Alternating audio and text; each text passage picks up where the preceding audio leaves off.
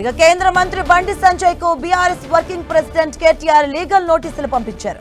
Phone tapping కేసులో బండి సంజయ్ అసత్య ఆరోపణలు చేశారంటూ ఆయనకు నోటీసులు పంపించారు. బండి సంజయ్ వెంటనే క్షమాపణలు చెప్పాలని కేటీఆర్ డిమాండ్ చేశారు. బండి సంజయ్ కేవలం తన రాజకీయ ఉనికి కోసమే అసత్య ఆరోపణలు చేస్తున్నారని బండికి ఇచ్చిన లీగల్ నోటీసుల్లో పేర్కొన్నారు. ఇక భవిష్యత్తులోనూ అసత్య ఆరోపణలు చేయకుండా ఉండాలని డిమాండ్ చేశారు. లేదంటే క్రిమినల్ చర్యలకు కూడా బండి సంజయ్ బాధ్యుడు అవుతాడంటూ నోటీసుల్లో హెచ్చరించారు.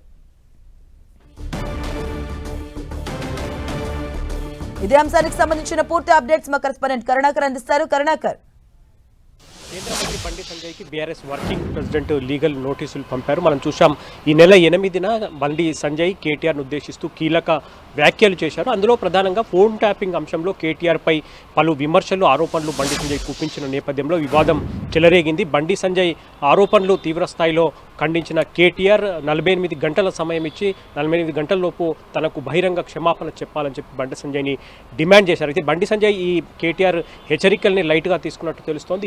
ఈ నేపథ్యంలో బీఆర్ఎస్ వర్కింగ్ ప్రెసిడెంట్ కేటీఆర్ యాక్షన్లో దిగారు. కాసేపటి క్రితమే కేంద్ర మంత్రి బండి సంజయ్ కేటీఆర్ లీగల్ నోటీసులు పంపారు. లీగల్ నోటీసుల్లో చాలా స్పష్టంగా తనపై ఫోన్ ట్యాపింగ్ అంశంలో ఏమాత్రం ఆధారాలు సాక్ష్యాలు లేని అసత్యపూరితమైన ఆరోపణలు చేశారు. దానివల్ల తన ప్రతిష్ట భంగం కలిగింది అని చెప్పి ఆయన తీవ్ర ఆవేదన వ్యక్తం చేశారు. కాబట్టి బండి సంజయ్ ఆధారం లేని ఆరోపణలు చేసిన నేపథ్యంలో తనకు బహిరంగ క్షమాపణ చెప్పడంతో పాటు ఇకపై తనపై కానీ తన కుటుంబ సభ్యులపై కానీ ఇటువంటి అసత్య ఆరోపణలు చేయనని చెప్పి కూడా మాట ఇవ్వాలని చెప్పి కూడా లీగల్ నోటీసులో పేర్కొనడం జరిగింది. మరోసారి వారం రోజుల సమయం ఇచ్చారు. వారం రోజుల్లో బండి సంజయ్ లీగల్ నోటీసులో పేర్కొన్న విధంగా తనకు బహిరంగ క్షమాపణ చెప్పాలి, లేదంటే లీగల్గా చట్టపరమైన చర్యలు తీసుకునేందుకు తాను ముందు ప్రొసీడ్ అవుతానని చెప్పి చాలా స్పష్టంగా కేటీఆర్ లీగల్ నోటీసుల్లో పేర్కొన్న పరిస్థితిని మనం చూస్తున్నాం. Madhavi, thank you Karunakar.